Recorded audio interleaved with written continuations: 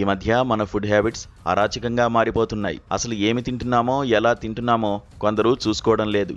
రకరకాల నూడిల్స్ ఎక్కడ పడితే అక్కడ తినేస్తారు చాలామంది. అప్పుడు బాగానే ఉన్నా ఆ తర్వాత అసలు రోగం చచ్చే వరకు తీసుకువెడుతుంది. ఇదంతా ఎందుకంటారా? అయితే జాగ్రత్తగా ఒకసారి కళ్ళు ఆర్పకుండా చూడండి. చూసుకోకుండా అడ్డమైన నూడిల్స్ తింటే ఎలా టపా కట్టేస్తారు. ఒక్క మాటలో చెప్పాలంటే ఇది మాటలకందని విషాదం. నూడిల్స్ తినడం వల్ల ఒకే కుటుంబంలోని 8 మంది ప్రాణాలు కోల్పోయారు. ఒక వ్యక్తి తీవ్రమైన అస్వస్థతతో ఆసుపత్రిలో ప్రాణాల కోసం పోరాడుతున్నాడు. కాకపోతే ఈ విషాదం చోటు చేసుకుంది చైనాలో. ఆ దేశం నూడిల్స్కు ప్రసిద్ధి అన్న సంగతి తెలిసిందే. నూడిల్స్ వచ్చిందే అక్కడి నుంచి. నూడిల్స్ విషయంలో చైనీయులు రకరకాల ప్రయోగాలు చేస్తుంటారు.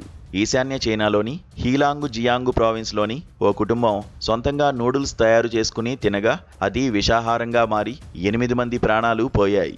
వాళ్లు తిన్న నూడిల్స్ను పరీక్షించగా అందులో బాంగుక్రికిక్ యాసిడ్ అనే విషతుల్యమైన రసాయనం ఉన్నట్లు తేలింది.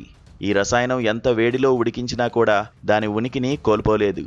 ఇది ఎక్కువ మోతాదులో కడుపులోకి వెళ్తే ఏ మందుతోనూ రోగిని ట్రీట్మెంట్ చేయలేమన్నది వైద్య నిపుణుల మాట.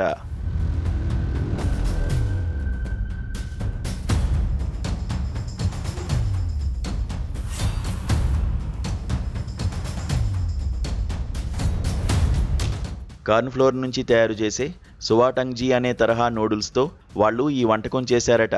ఫ్లోర్ ప్రోడక్ట్స్ ఎక్కువ కాలం నిల్వ ఉంచడం వల్ల ఫంగస్ ఏర్పడి అది విషంగా మారుతుందని వైద్యులు అంటున్నారు. ఏడాది పాటు ఫ్రిడ్జ్లో నిల్వ ఉంచిన నూడిల్స్ తీసి వండడం వల్ల అది విషాహారంగా మారి ఉండవచ్చని నిపుణులు చెబుతున్నారు. సదరు కుటుంబం విషం తీసుకుని ఆత్మహత్యకు పాల్పడి ఉండవచ్చన్న కోణంలో విచారణ జరిపిన పోలీసులు అలాంటిదేమీ లేదని తేల్చారు. 12 మంది సభ్యులున్న ఈ కుటుంబం ఇటీవల ఉదయం బ్రేక్ఫాస్ట్ కోసం నూడిల్స్ తయారు చేసుకుంది. 9 మంది నూడిల్స్ తినగా 3కి టేస్ట్ నచ్చక తినకుండా పక్కన పెట్టేయడంతో వారు ప్రాణాలతో బయటపడ్డారు.